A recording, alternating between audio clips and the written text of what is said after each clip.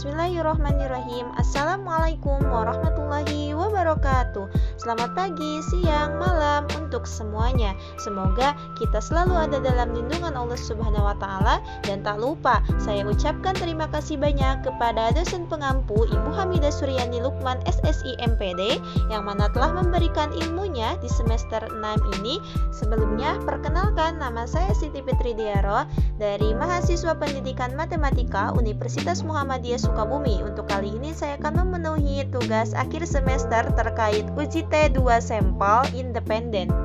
Yang akan dibahas di sini yaitu tujuan, soal dan rumusan masalah, prosedur dan tata cara analisis data dengan menggunakan SPSS, dan terakhir kesimpulan. Untuk bagian tujuan di sini, uji T2 sampel independen digunakan untuk menguji rata dua kelompok sampel.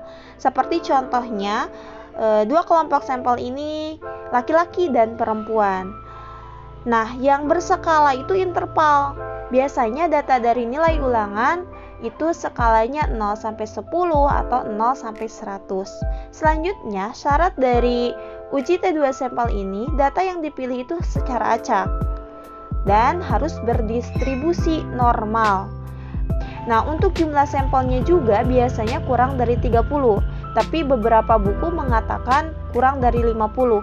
Sehingga kalau misalnya dalam satu kelas itu ada 30 sampai 36, boleh menggunakan uji T2 sampel karena masih ada di bawah 50.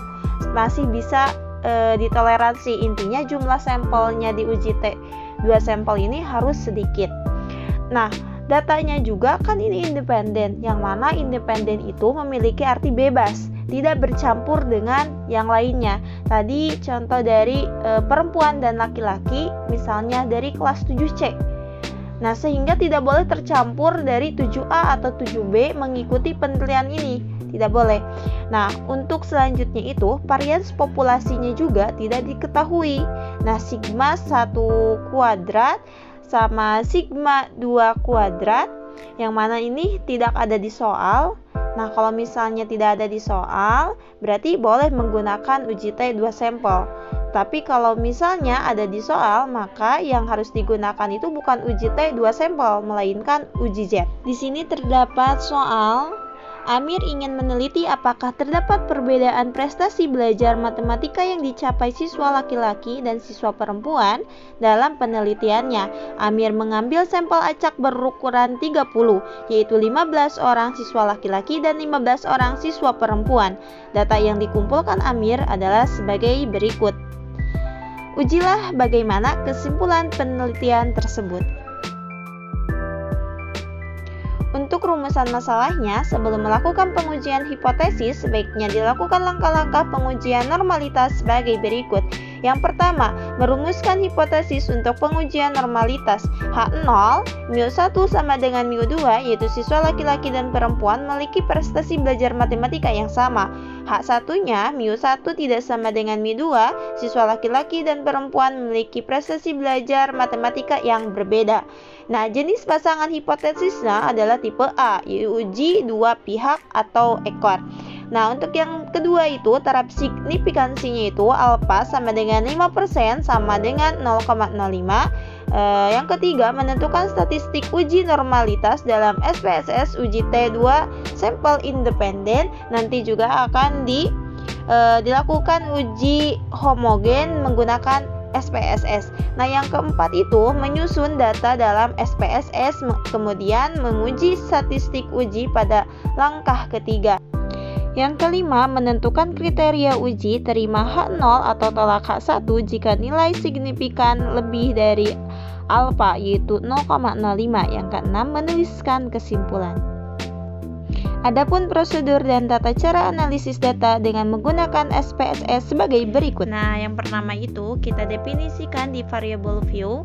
Name-nya itu diisi dengan jenis kelamin, tipenya yaitu numerik, weight-nya 8, desimalnya kita nolkan, labelnya jenis kelamin. Untuk value-nya kita isi yang mana satu itu melambangkan laki-laki, sedangkan dua itu melambangkan perempuan. Untuk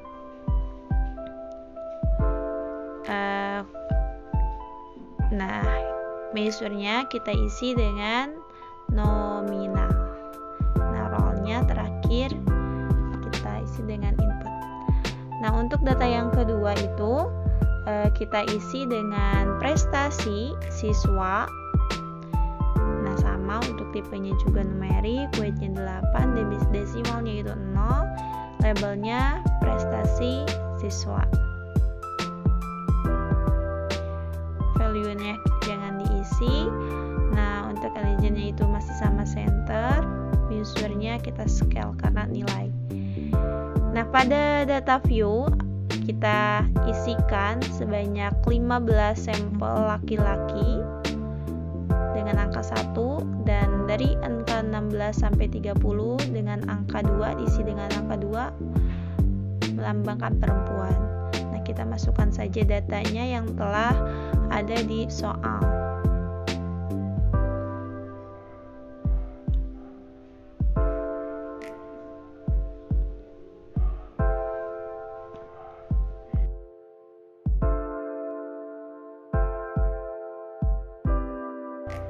Untuk selanjutnya, file ini kita simpan dengan nama file uji independen.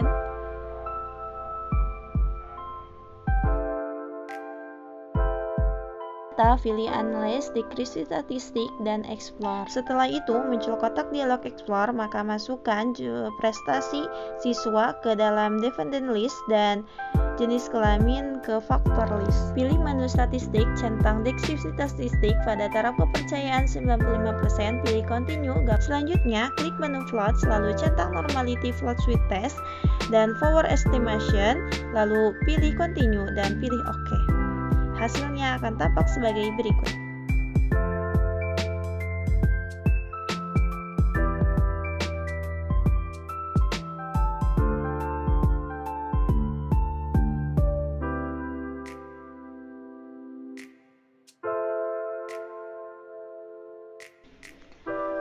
Kesimpulannya, berdasarkan hasil pengujian tersebut, baik itu uji normalitas ataupun uji homogenitas, yang mana ternyata nilai signifikannya lebih besar dari alfa. Dengan demikian, siswa laki-laki dan perempuan memiliki prestasi belajar matematika yang sama, berasal dari populasi berdistribusi normal dan berasal dari populasi yang memiliki varians homogen. Setelah syarat normalitas dan homogenitas terpenuhi, selanjutnya dilakukan uji hipotesis parametrik, yaitu uji T2 sampel independen. Adapun langkah pengujian hipotesisnya adalah sebagai berikut. Kembali ke data view, di sini kita analyze, confirm, dan kita masukkan prestasi siswa ke test variabel, sedangkan jenis kelamin ke grouping variabel. Setelah itu grup 1 diisi dengan 1, menandakan laki-laki, grup 2 dengan angka 2, continue, maka kita taruh signifikannya 95 ya. Terus kita continue, setelah itu klik OK, maka akan muncul hasilnya.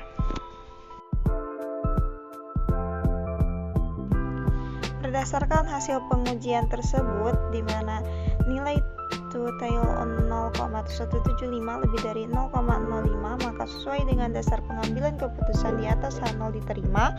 Maka dengan demikian ternyata siswa laki-laki dan perempuan memiliki prestasi belajar yang sama. Mungkin hanya itu yang dapat saya sampaikan. Terima kasih. Wassalamualaikum warahmatullahi wabarakatuh.